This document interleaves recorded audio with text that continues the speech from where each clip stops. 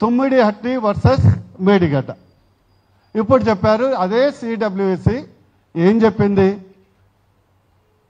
తుమ్మిడిహట్టి దగ్గర 165 TMC water available, dependable 75%, అంటే 100 సంవత్సరాలు 75 సంవత్సరాలు. అదే మేడిగడ్డ దగ్గర ఎంత చెప్పేది, 280 టీఎంసీ. అర్థం చేసుకోండి, తుమ్మిడిహట్టి దగ్గర లేదని చెప్పలే, 165 టీఎంసీ, 75% డిపెండబుల్. సెకండ్ మేడిగడ్డ దగ్గర 280 టీఎంసీ. మనం ప్రతి సంవత్సరం ఎత్తిందంతా 30 టీఎంసీ. 2. ఇకపోతే ఈరోజు సింపుల్గా మేము అడిగే క్వశ్చన్, ఢిల్లీకి పోవాలనుకుంటే ప్రగతి భవన్లో మనం ఉన్నాం. ఢిల్లీకి పోవాలంటే మామూలుగా కార్ తీసుకొని రాజీవ్ గాంధీ ఎయిర్పోర్ట్ పోతాం, అక్కడి నుంచి ఫ్లైట్ తీసుకొని పోతాం. కానీ ఢిల్లీ పోవాలంటే మనం ప్రగతి భవన్లో హెలికాప్టర్ ఎక్కి బేగంపేట పోయి బేగంపేటలో స్మాల్ ప్లేన్ ఎక్కి శంషాబాద్ ఎయిర్పోర్ట్ పోయి మళ్ళీ అక్కడ ఫ్లైట్ తీసుకొని ఢిల్లీ పోం. ఈరోజు అడిగే ప్రశ్న ఏంటంటే, తుమ్మిడిహట్టి దగ్గర దాని లెవెల్ ఎంఎస్ఎల్ లెవెల్ 148 మీటర్స్, అంటే సీ మీద 148 మీటర్స్. ఎల్లంపల్లి ఎంత హైట్ ఉందండి, 148 మీటర్స్. ఇది కరెక్టే కదా. Tummidihatti 148 metres and Yellampalli project, ఎందుకంటే ఇప్పుడే చెప్పాను మీకు, ఎల్లంపల్లి ఈజ్ ద గుండెకాయ, ఎంటైర్ ప్రాజెక్టుకు గుండెకాయ. సపోజ్ ఎల్లంపల్లి దగ్గర నెక్స్ట్ క్వశ్చన్ ఏంటంటే, మహారాష్ట్ర ఒప్పుకోలేదు. ఏం ఒప్పుకోలేదు, 148 మీటర్స్కు మహారాష్ట్ర ఒప్పుకుంది. అది రాజశేఖర రెడ్డి గారు ఉన్నప్పుడే గతంలోనే ఒప్పుకుంది, కొత్త కాదు. వాళ్ళ అబ్జెక్షన్ 158 మీటర్స్కు పెంచడం అబ్జెక్షన్, అంతే కదా. 150కి అబ్జెక్షన్. అది తెలంగాణ వచ్చిన తర్వాత అదే వాళ్ళ స్టాండు, తెలంగాణ రాకముందు కూడా అదే స్టాండ్. మనం కొత్తగా ఏం సాధించింది లేదు. మేడిగడ్డకు తెలంగాణలో ఉందా, మహారాష్ట్రలో లేదా? మేడిగడ్డ బార్డర్ కూడా మళ్ళీ మహారాష్ట్రతో ఒప్పందం, దానికి కూడా 100 మీటర్స్ వరకే వాళ్ళు ఒప్పుకున్నారు, 105 మీటర్స్కు వాళ్ళు ఒప్పుకోలేదు. ఇకపోతే తుమ్మిడిహట్టి దగ్గర మనం బ్యారేజ్ కట్టి ఉంటే తుమ్మిడిహట్టి నుంచి ఎల్లంపల్లికి 90 కిలోమీటర్స్, 90 కిలోమీటర్స్. అందులో 75 kilometres is by gravity, 75 kilometres by gravity. 148 నుంచి 165 టీఎంసీలు, గుర్తుపెట్టుకోండి, 165 టీఎంసీలు by gravity to the Yellampalli. ఒక్క లిఫ్ట్ ద్వారా 5 మీటర్స్ లిఫ్ట్ ద్వారా 160 టీఎంసీలు నీకు ఎల్లంపల్లిలో ఎలాంటి శ్రమ లేకుండా కేవలం తుమ్మిడిహట్టు బ్యారేజ్ ఖర్చు ఎంత అండి? ఆ టైంలో ఎస్టిమేట్ చేసినప్పుడు 2000 కోట్లు, 2000 కోర్స్. అంటే ఒక 2000 కోట్లతోని ఎల్లంపల్లికి బై గ్రావిటీ సింగిల్ లిఫ్ట్ ద్వారా 160 టీఎంసీలు వాడుకునే అవకాశం. నేను అనేది తుమ్మిడిహట్టి దగ్గర 300 టీఎంసీ అవైలబుల్ ఉంది, బట్ లిఫ్ట్ చేయగలిగింది కేవలం 160 టీఎంసీలు. మరి ఎందుకు చేయలేదండి మనం? 2.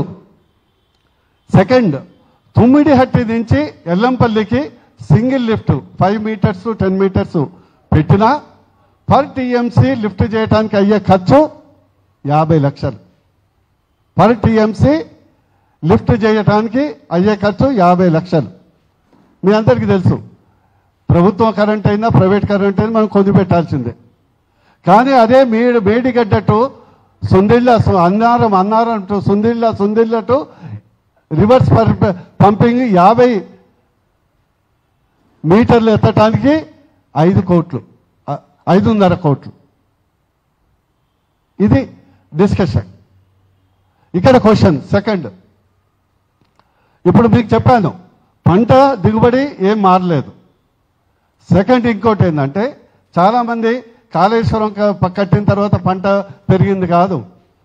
గత 10-11 సంవత్సరాలు మీరు చూసుకోండి, భారతదేశంలో తెలంగాణ వచ్చిన తర్వాత వచ్చిన మార్పు ఏంటంటే భారతదేశంలో మోడీ గారు వచ్చిన తర్వాత యూరియా కొరత లేదు, ఫర్టిలైజర్ కొరత లేదు, కరెంటు కొరత లేదు.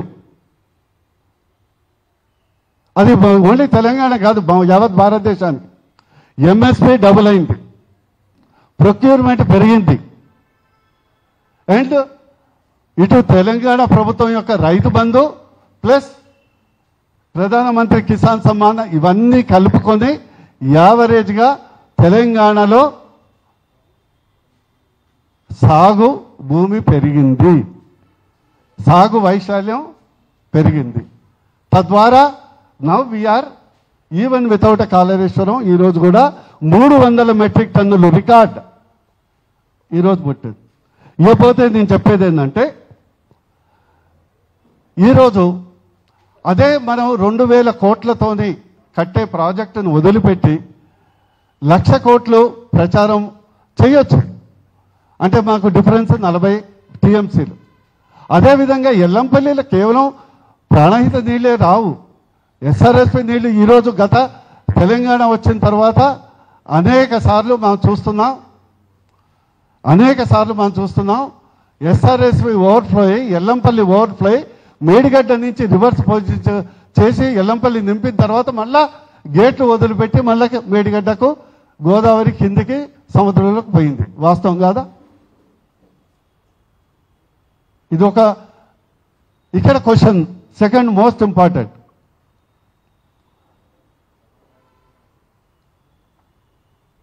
టెక్నికల్. బ్యారేజ్ వేరు, రిజర్వాయర్ వేరు.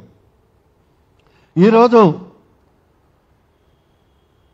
అతిపెద్ద ఇంజనీరింగ్ ఫీట్ అని మనం మేడిగడ్డ అని అనుకుంటాం. మేడిగడ్డ, సుందిళ్ళ అండ్ అన్నారం క్రాక్స్ వచ్చినాయి, కుంగిపోయినాయి.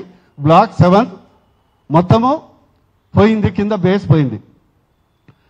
సిడబ్ల్యూసి ఏదైతే నేషనల్ ఏదైతే డ్యామ్ ఉందో వాళ్ళు ఇచ్చిన రిపోర్ట్ ఏంటంటే దగ్గర ఇది కావటానికి ప్రధాన కారణం ఏంటంటే డ్యాము వేరు, రిజర్వాయర్ వేరు. ఏదైతే బ్యారేజ్ అనేది ఉసిక మట్టి మీద కడతారు, స్ట్రాంగ్ ఫౌండేషన్ ఉండదు, అక్కడ వాటర్ రిజర్వాయర్గా వాడకూడదు. దాంతో కింద సీపేజ్ అయిపోయింది, రాఫ్ట్లో క్యావిటీస్ అయినాయి, పైపింగ్ అయిపోయింది, దాదాపు 8-9 పిల్లర్స్ కుంగిపోయినాయి. అక్కడ నీరు నిల్వ చేస్తే మొత్తం బ్యారేజ్ కొట్టుకుపోయే అవకాశం ఉందని రిపోర్ట్ ఇవ్వటం జరిగింది. ఇది వాస్తవమా కాదా? అదే కాకుండా ఈ యొక్క ప్రాబ్లము అన్నారము, సున్నిళ్ళ కూడా క్రాక్స్ డెవలప్ అయినాయి. మీరు దీన్ని మొత్తము రినోవేట్ చేయాలి, లేకుంటే రీకన్స్ట్రక్ట్ చేయాలి. ఒక్కొక్క బ్యారేజ్కు 10,000 కోట్లు, ఒక్కొక్క బ్యారేజ్కు. ఏది నేను అనుకుంటూ చెప్తున్నా, విత్ పంపు, మోటార్స్, ఎవ్రీథింగ్. అది వేరు కాదు. అరే నీకు నీళ్లు లిఫ్ట్ చేయాలంటే మొత్తం వస్తుంది కదా, పంపులు ఎందుకు కూలిపోలేదా, మునిగిపోలేదా? అప్పుడు భలే ఉన్నారు. నేను ప్రకాష్ గారు, నేను మీ కూర్చోబుద్ధి కాదు. ఎందుకు కూర్చోబుద్ధి అవుతుంది? నేను కూర్చోబుద్ధి కాదు, నేను అరే ఇంజనీరింగ్ సైడ్ నేను చెప్పొద్దని మీరు నాకు డిక్టే కట్టకండి. నేను ఓవరాల్ కాస్ట్ నాకు తెలుసుకొని చెప్తున్నాను.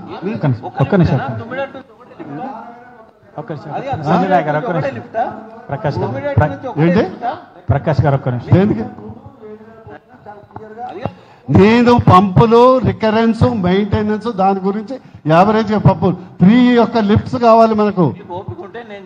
నీకు అబద్ధాలు ఏంటో నేను చెప్తా. నువ్వు అబద్ధాలు నిజాలు మీరు చెప్పకండి. తుమ్మిడిహట్టి ఒకటే లిఫ్ట్ అంటే ఇది మీరు మాట్లాడేటప్పుడు నేను మాట్లాడినా తుమ్మిడిహట్టి ఒకటే లిఫ్ట్. మీరు బనకచర్ల కాకచర్ల వంకాయ చర్ల గౌరవం కాపాడడానికి అటు నీది గౌరవం మాట్లాడేటప్పుడు నేను చెప్పొచ్చు నేను చెప్పొచ్చు ఒక్క నిమిషం and don't try to interrupt. Confine to the subject అంటే డిస్కషన్. నీది తెరవందే చెప్తున్నా ఇదంతా. ప్రకాష్ గారు ప్లీజ్ అంటే మీరు మాట్లాడండి, మీరు కంక్లూడ్ చేయండి. ఒక్క నిమిషం ప్లీజ్ ఒక్క నిమిషం రాలే ఇక్కడికి ఉన్న వార్త చెప్పండి. నేను చెప్పింది ఏదన్నా ఉందా? ప్రకాష్ గారు ఒక్క నిమిషం వారు కంక్లూడ్ చేసిన తర్వాత మీరు మాట్లాడండి. అట్లా కాదు, మీరు అట్లా వెళ్ళిపోకూడదు. ప్రకాష్ గారు నేను చెప్పింది ఏమన్నా okay your as per your thing only barrage 7,000 కోట్లు. నేను అనేది with pump sets and maintenance average గా చెప్తున్నాను. మీరు అర్థం చేసుకోవట్లేదు.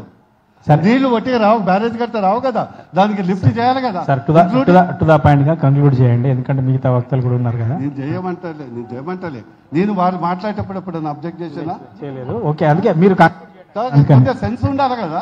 సరే నేను సీనియర్ పొలిటీషియన్, పార్లమెంట్ సభ్యులు చేశారు. నేను చదువుకొని వ్యక్తిగత వ్యాఖ్యలు. నేను ఎంపీగా ఉన్నప్పుడు ఆ ప్రాజెక్టు మొదటి కేసీఆర్ గారితో కూడా అప్పుడు తుమ్మిడిహట్టి ద్వారా ఇంకోటి మీకు తుమ్మిడిహట్టి కట్టి ఉంటే 2 లక్షల ఎకరాలు అదనంగా ఆదిలాబాద్ జిల్లాలో బై గ్రావిటీ ఇరిగేషన్ అవుతుండే.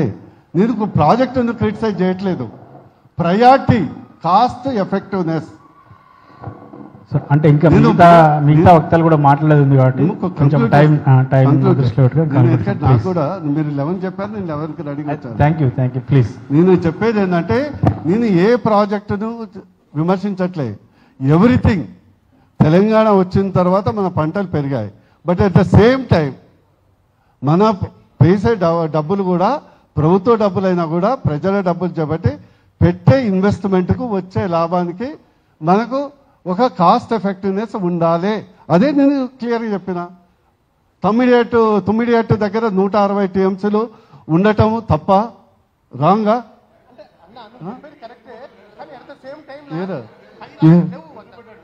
ఓకే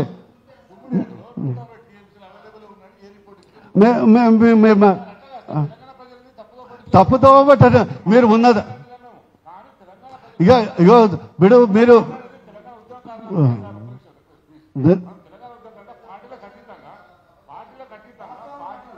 వాస్తవాలే మీరు మాట్లాడేది. మీరు మాట్లాడుకుంటే మేము చెప్పలేం కదా. ఇగో ఇగో కిరణ్ ఒకటి నేను సిడబ్ల్యూసి రిపోర్టు చెప్తున్నాను. 165 TMC I'm ready to prove.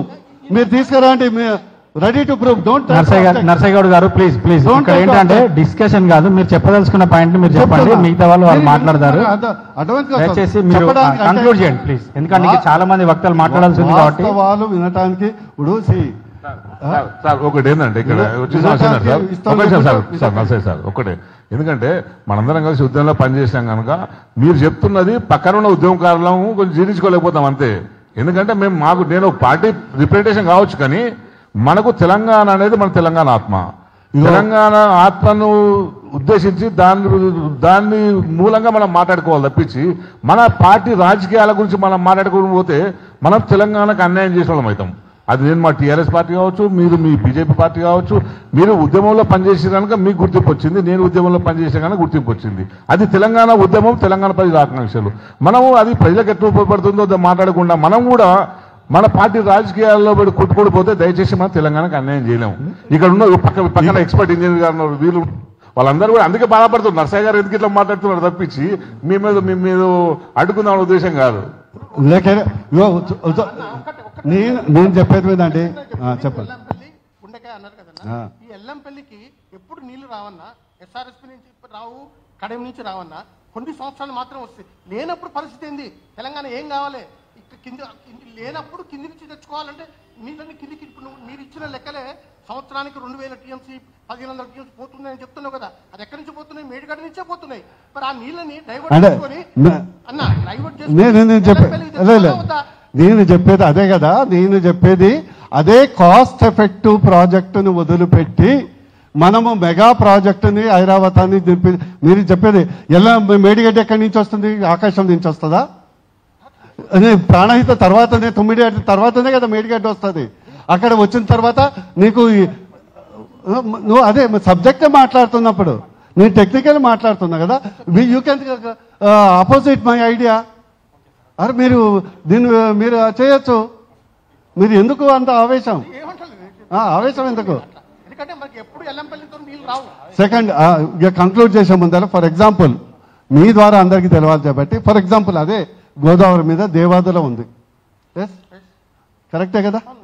దేవాదులో 360 days water ఉంటుంది. అంత ముందుకు ఉమ్మడి ఆంధ్రప్రదేశ్లో దేవాదుల కట్టారు 60 TMC కొరకు. కానీ ఎప్పుడు ప్రతి సంవత్సరం 2-3 TMCల కంటే ఎక్కువ లిఫ్ట్ చేయలేదు. చంద్రబాబు చేసినది కుట్ర అన్నది. అరే ఉమ్మడి నీది ప్రాజెక్ట్ అదే కదా దారుణం.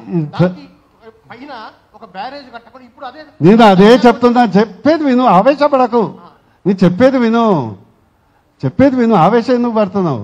ఉమ్మడి చంద్రబాబు ఉమ్మడి ఆంధ్రప్రదేశ్లో ఉన్నటువంటి టీడీపీ గవర్నమెంట్ అయినా కాంగ్రెస్ గవర్నమెంట్ అయినా ఒక బ్యారేజ్ నిర్మాణం చేయకుండా నిర్లక్ష్యం చేశారు. కరెక్టేనా?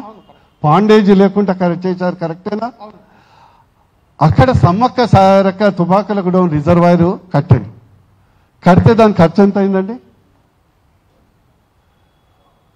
అదే లాస్ట్ మాకు దేవాదుల తర్వాత మాకు ఖమ్మం జిల్లా సీతారాం అక్కడ 300 రోజులు అదే మనకు తుమ్మిడిగట్ట దగ్గర కానీ మేడిగడ్డ కానీ 4 months వాటర్ ఉంటే 300 days వాటర్ ఉంటుంది. కరెక్టే కదా. బ్యారేజ్ కట్టిన తర్వాత ఖర్చు అయింది బ్యారేజ్ కేవలం 1780 కోట్లు కంప్లీట్ అయింది బ్యారేజ్. విత్ దిస్ బ్యారేజ్ మనకు 6 TMCల వాటర్ అక్కడ ప్రొక్యూర్ అయింది. అదే కేవలం ఒక 10,000 crores దాదాపు 60 TMCలు ఎప్పుడు మనం వాడలే, 6 TMCలు కూడా వాడలే. ఈరోజు దాన్ని ఉపయోగించుకుంటే మనము 100 TMC లిఫ్ట్ చేయొచ్చు. మీరు చెప్పేది మీరు ఆవేశపడకండి. అరే మీరు ఎందుకు ఆవేశపడుతున్నారు? నేను అనేది అతి తక్కువ ఖర్చుతోని 120 TMCలు అయ్యే ప్రాజెక్టును 10 సంవత్సరాలు మనం ఎందుకు నిర్లక్ష్యం చేశాము? My point you understand. అదే గోదావరి అదే లిఫ్ట్ 1780 కోట్లు కంప్లీట్ అయింది. ఐమ్ టెలింగ్ విత్ లెక్కలు. నేను ఏంటంటున్నా, నేను తెలంగాణ వాదిగా రాష్ట్రం కూడా ఒక కుటుంబం లాంటిది.